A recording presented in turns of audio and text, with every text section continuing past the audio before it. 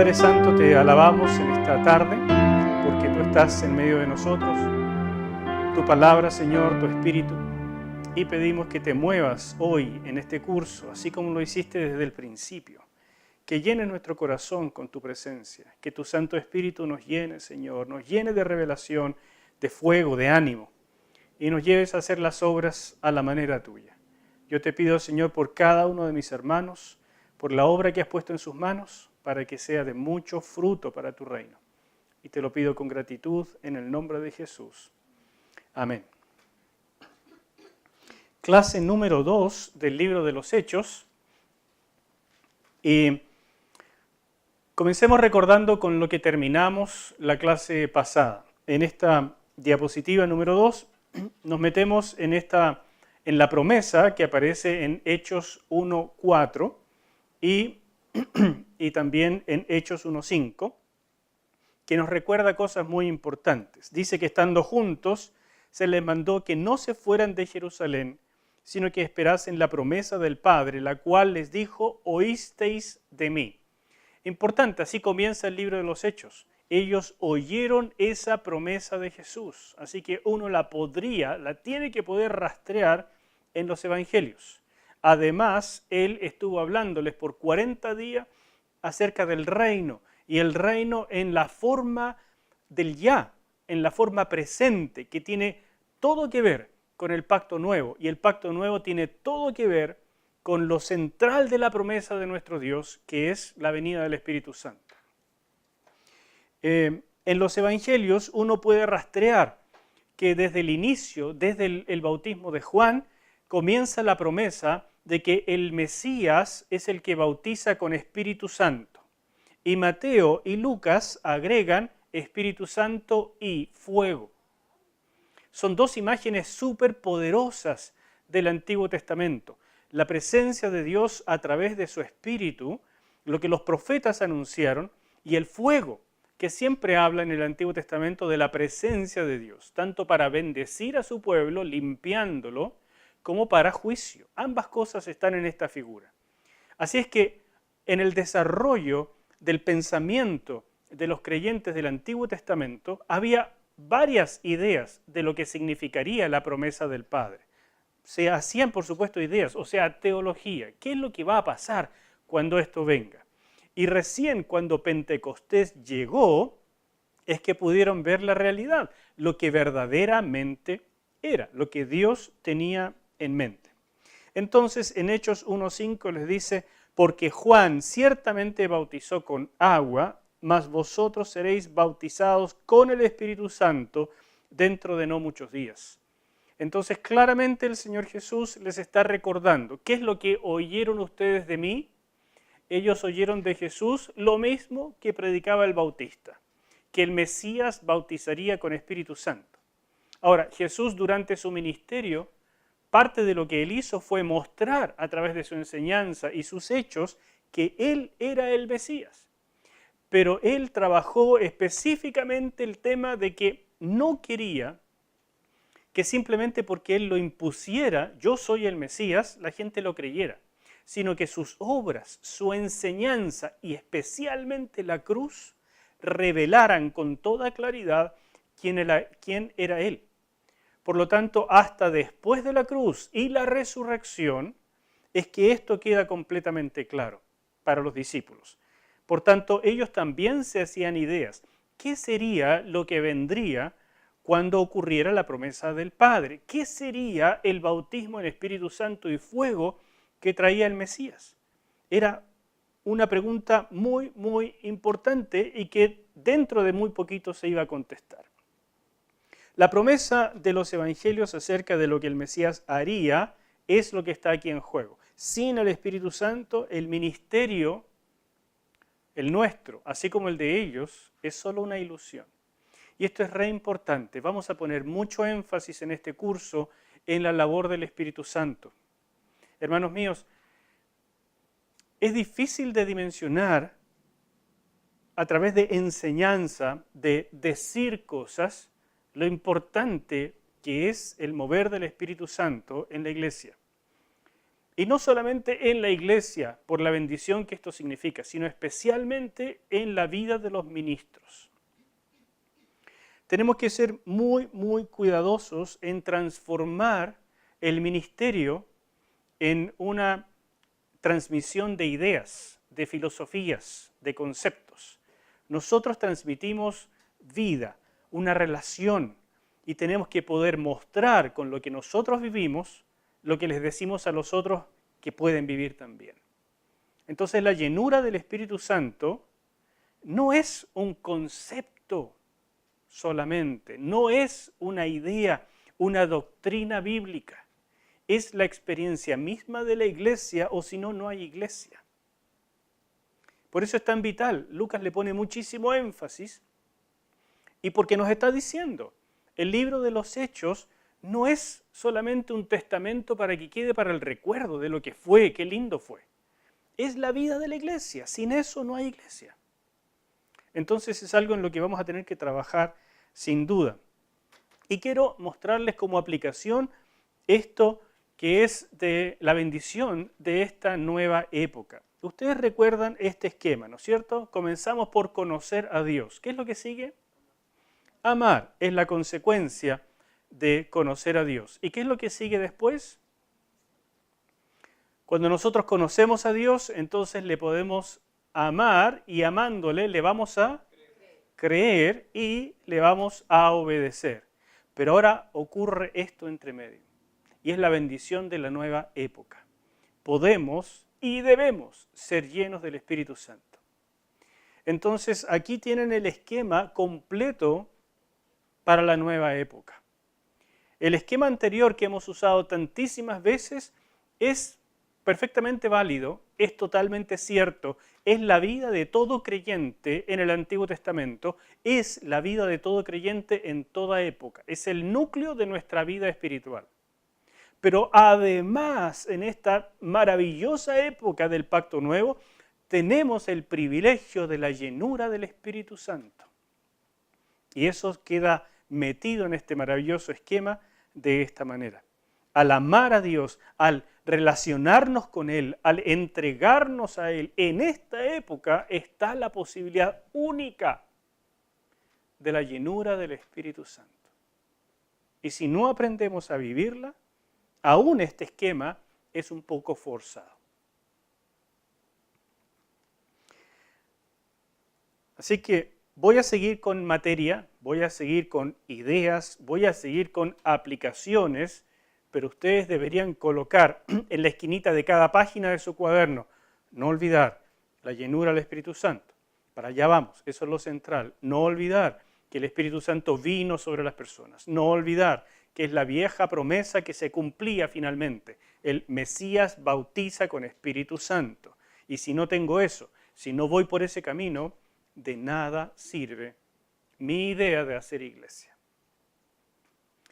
En esta diapositiva número 4, quiero hablarles de que la misión que el Señor preveía era una misión de largo alcance y universal, o sea, por todas partes del mundo. Y se los dice aquí en el versículo 8, en este versículo tan famoso del libro de los Hechos, antes de venir el Espíritu Santo, antes de irse el Señor, de ascender, antes de todo eso, antes que comenzara propiamente la aventura del libro de los Hechos, les dice: recibiréis poder cuando haya venido sobre vosotros el Espíritu Santo y me seréis testigos. ¿Dónde?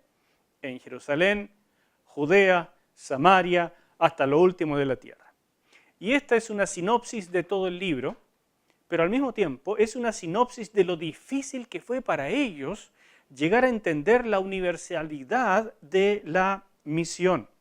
Les dice en primer lugar esta relación poder, Espíritu Santo para testificar. Entonces, no olviden esta relación. El Espíritu Santo trae el poder, pero el Espíritu Santo no es el poder. No lo confundan, el Espíritu Santo es Dios. El Espíritu Santo es la presencia de Dios. Él trae el poder, porque el poder le pertenece a Dios.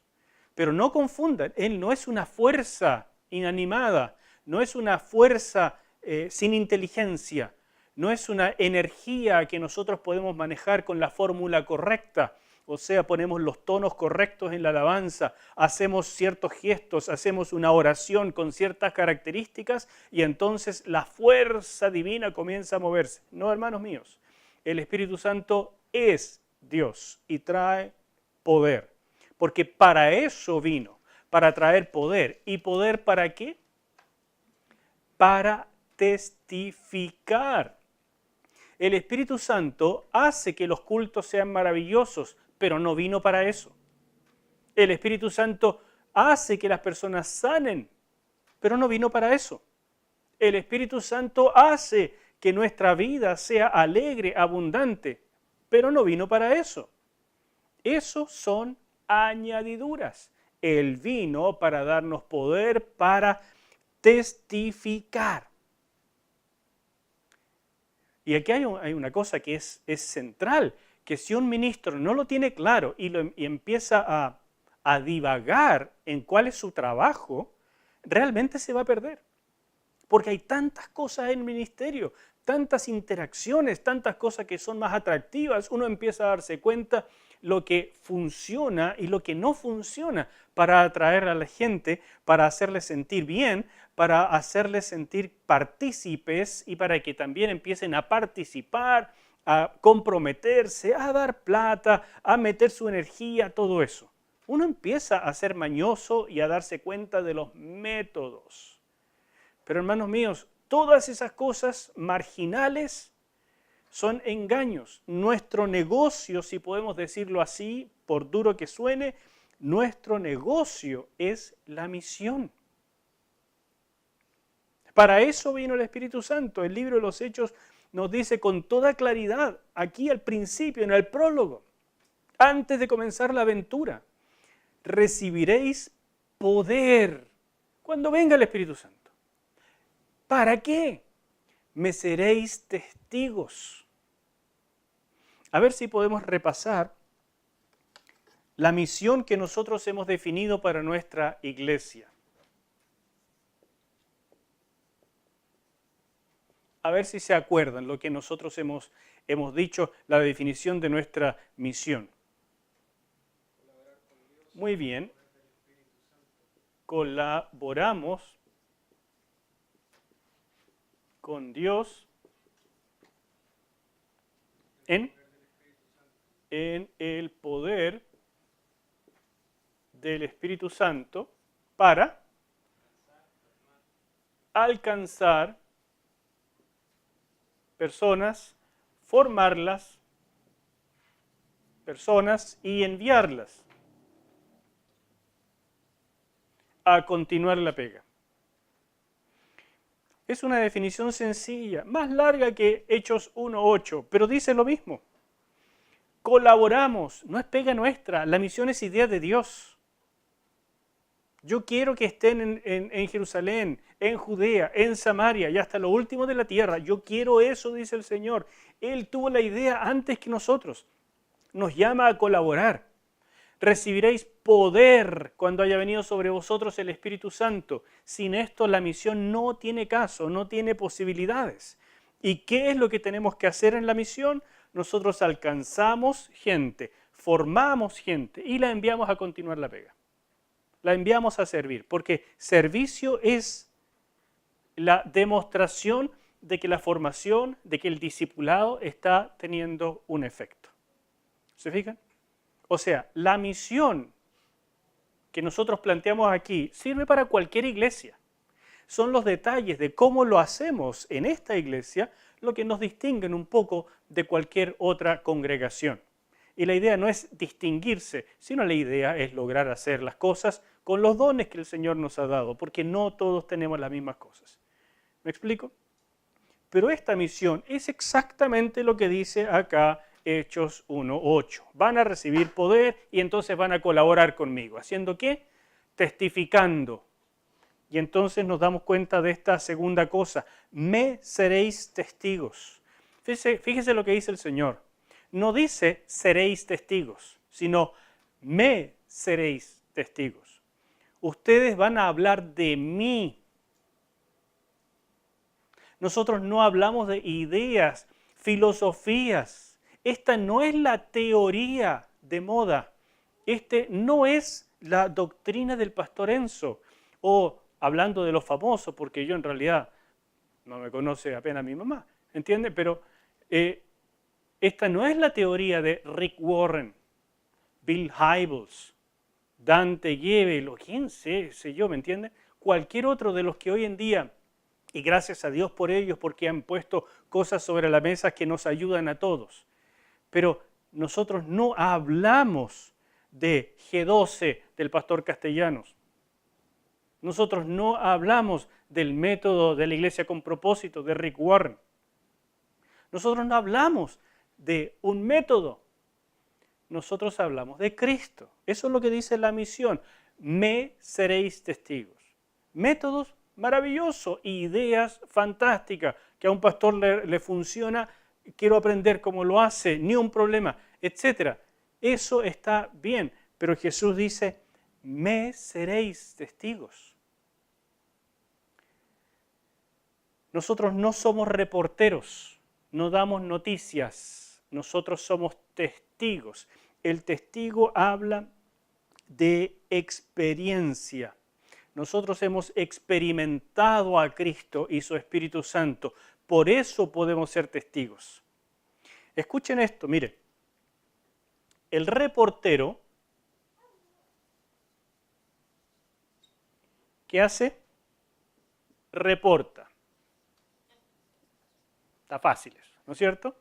El reportero reporta. Un reporte es un resumen de lo que está ocurriendo. No se involucra, no es parte de, simplemente reporta. Un maestro enseña. ¿Qué cosa? La verdad. Pero un testigo lo que hace es que habla experiencia. Un testigo dice, yo lo viví, te invito a vivirlo. Yo lo vi, yo lo he hecho. No te estoy invitando a probar un pastel que yo no he comido. No te estoy invitando a andar por un camino por el que no he andado. No te estoy hablando de un Cristo teórico. Yo lo conozco. Esa es la diferencia entre un testigo y todo lo demás. Y aquí se acuñó una palabra muy importante. Casi es una casualidad, pero es una palabra muy importante. En griego, la palabra testigo se dice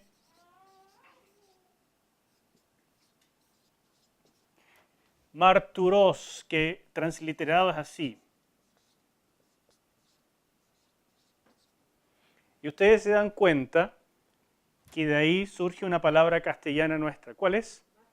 Mártir.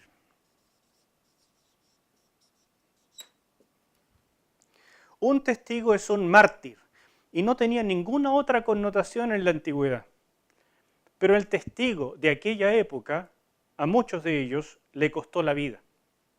O sea, el testimonio es tan comprometido, el testimonio es tan férreo, con tanto denuedo, con tanta valentía, que a muchos le costó la vida.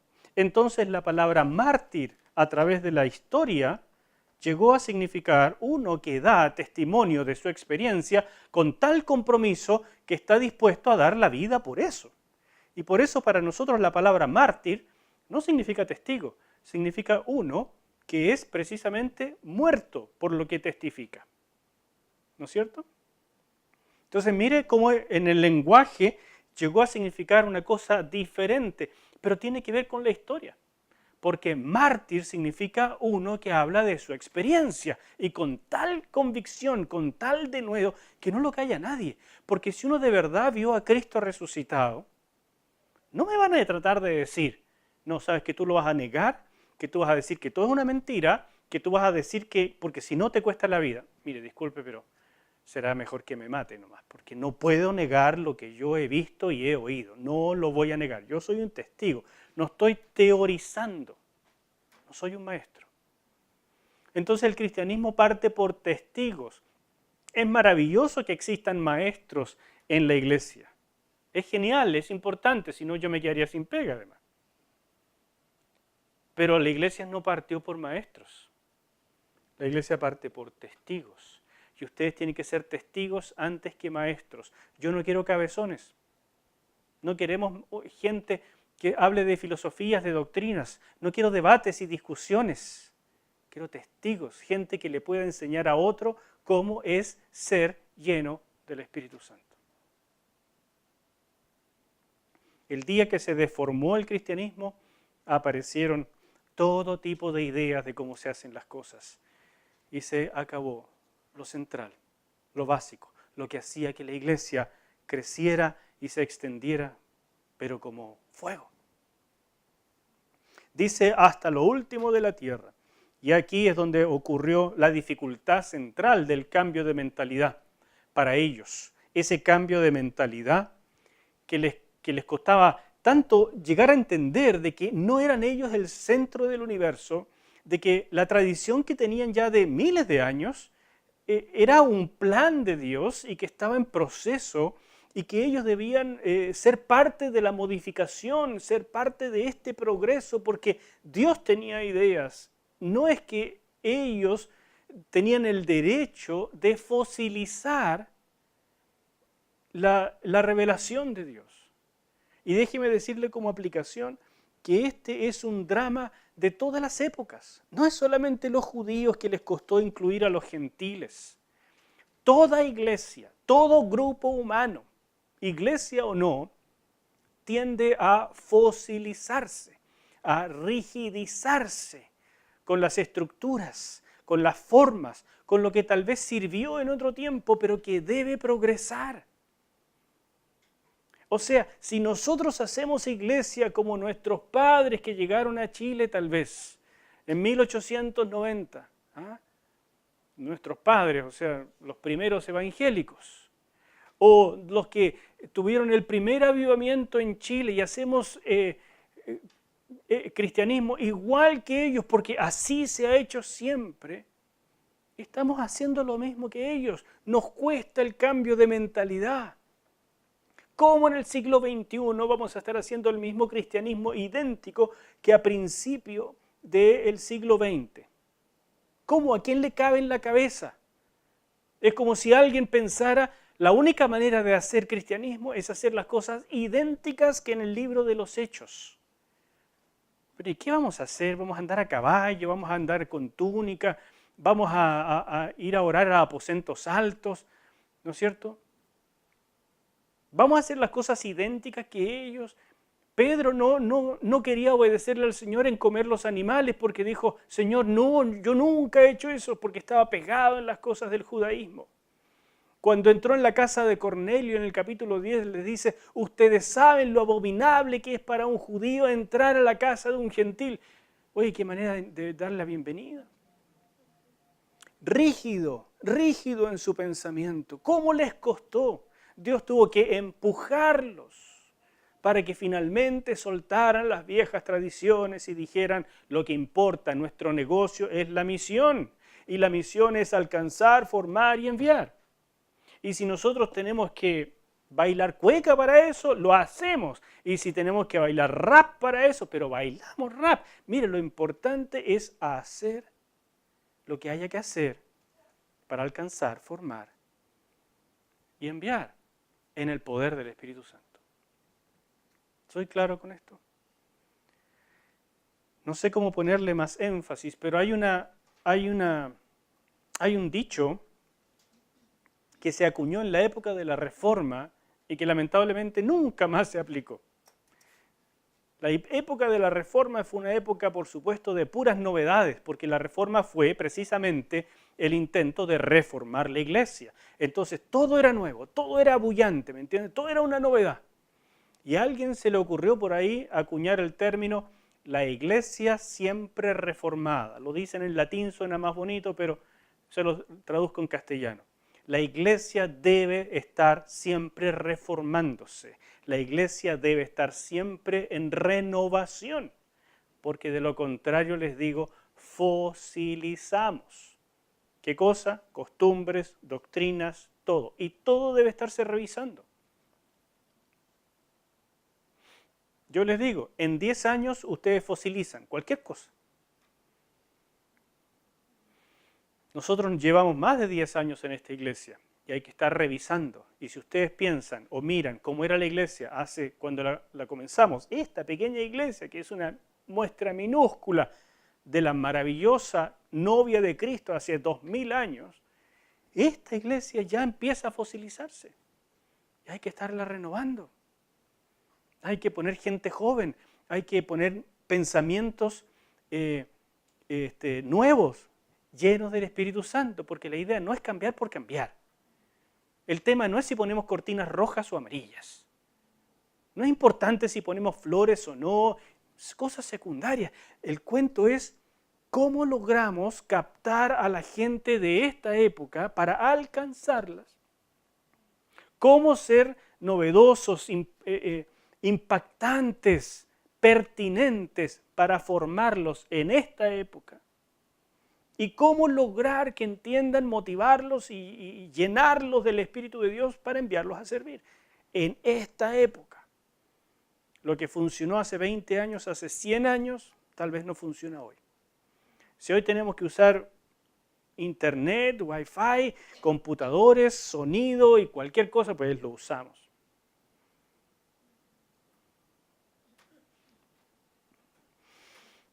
Déjeme ayudarle con algunas conclusiones de este prólogo de Lucas. El libro de los Hechos es un libro para hoy si entendemos sus principios y los traemos al presente. Si solamente nos dedicamos a las maravillosas cosas, y de verdad que son hermosas, que salen del griego, de las estructuras literarias, de la doctrina que va surgiendo acá, uno se puede enamorar de la exégesis y ahí se queda. Pero hay mucho más. Y eso es lo que quiero lograr en lo posible en estas clases. Algunas conclusiones del prólogo. En primer lugar, no hay misión sin el Espíritu Santo. Eso ya lo hemos destacado, es bastante obvio y es muy importante mantenerlo en el centro de todo lo que estamos haciendo. En segundo lugar, la provisión del Padre, o sea, dar al Espíritu Santo, era una antigua promesa central en la fe del pueblo de Israel. Eso nos habla de continuidad. Nosotros somos campeones, otra cosa que hacemos los seres humanos. A veces no fosilizamos en lo antiguo, a veces somos rupturistas y olvidamos el pasado y decimos todo lo nuevo es bueno y hay que romper con todo. Es como cada vez reinventar la rueda. Esa es otra tendencia pésima. Aquí nos habla claramente al principio, en el prólogo, de continuidad. El Padre no cambia, nuestro Señor no está inventando. Él tiene todo claro desde antes de la fundación del mundo. Nosotros somos parte de un eslabón maravilloso, largo, genial. No nos toca reinventar, nos toca entender cuál es nuestra parte hoy. En tercer lugar, uno de los descubrimientos más poderosos es para ellos, para los discípulos, fue que los sufrimientos de Jesús no fueron el final del reino, sino parte del programa de su venida en plenitud. Para ellos fue un descubrimiento genial y muy importante. Ellos llegaron a entender, con la llenura del Espíritu Santo, más esta revelación de ver a Jesús resucitado y después ascendido, llegaron a entender que Dios estaba totalmente en control y ellos eran parte de una época nueva y maravillosa. Y eso cambió en ellos de la tristeza y estar escondidos y no querer más guerra a ser unos predicadores imparables. Y esto es un principio eterno, esto es para hoy. ¿Qué es lo que va a hacer que nosotros salgamos del letargo, salgamos de nuestra vida común y corriente, de nuestras formas, de nuestras estructuras, de nuestras tristezas? La experiencia con el Jesús resucitado, la llenura del Espíritu Santo. No hay otra fórmula, no la ha habido y no la habrá. La vindicación del Mesías y la venida del Espíritu Santo nos asegura que el plan de Dios sigue intacto, avanzando hacia su consumación. Ni Dios, ni Cristo, ni el Espíritu Santo han sido derrotados. Ninguno de ellos. Todo lo que pasó era parte de un plan. Y nosotros, por tanto, predicamos victoria desde la victoria. No lo olviden, la iglesia no es la que está atrincherada, llena de ataques. No somos los pobrecitos sufrientes de la sociedad, los pobres despreciados. Nosotros predicamos la victoria de un Dios que realmente sabe lo que hace desde su victoria. Por eso, de Hechos 2 en adelante, los discípulos fueron completamente imparables. Y este es un principio eterno. Si la iglesia hoy es una sombra de lo que fue entonces, es porque no estamos comprendiendo, no estamos viviendo la esencia de lo que el libro de los Hechos es. El cambio de época que vino para quedarse. El libro de los Hechos nos dice cómo es el ya del reino y cómo se vive. Y si alguien no lo está viviendo, todavía no ha entrado al verdadero cristianismo. Vive en un cristianismo intelectual, vive en un cristianismo de libros, vive en un cristianismo de sensaciones, de amistades, de relaciones. Pero el cristianismo es la llenura del Espíritu Santo. 5. Y voy terminando para hacer un pequeño break. El poder del Espíritu Santo tiene manifestaciones. En el caso de los discípulos fue obvio, transformación. Es lo primero que hubo de evidencia. Denuedo, o sea, valentía, arrojo. Dones, comenzaban a ellos a actuar como Jesús. El Espíritu Santo tiene manifestaciones. En otras palabras, la venida del Espíritu Santo no se limita a la regeneración de los creyentes. Una doctrina válida, pero no exclusiva. En esto me refiero contra aquellos que son cesacionistas, que piensan que el Espíritu Santo vino solamente para regenerar a los creyentes y de ahí no hace nada más. No, hermanos míos. La venida del Espíritu Santo tiene manifestaciones y una iglesia que no vive manifestaciones, algo pasa en su relación con el Espíritu Santo. Ojo con tratar de decir cuáles son las manifestaciones. Porque lo primero que viven los discípulos es la transformación de su tristeza en gozo, de su cobardía a denuedo imparable. Y el Señor les iba dando en el camino los dones que necesitaban. Entonces, para mí un avivamiento no significa que de pronto tengamos 500 sanidades, sino primero tener un pueblo valiente, aguerrido, pero que no le importa lo que sea necesario sacrificar con tal de ver el reino avanzar y lo hace con alegría. Ahí estoy diciendo, el Espíritu Santo se está moviendo.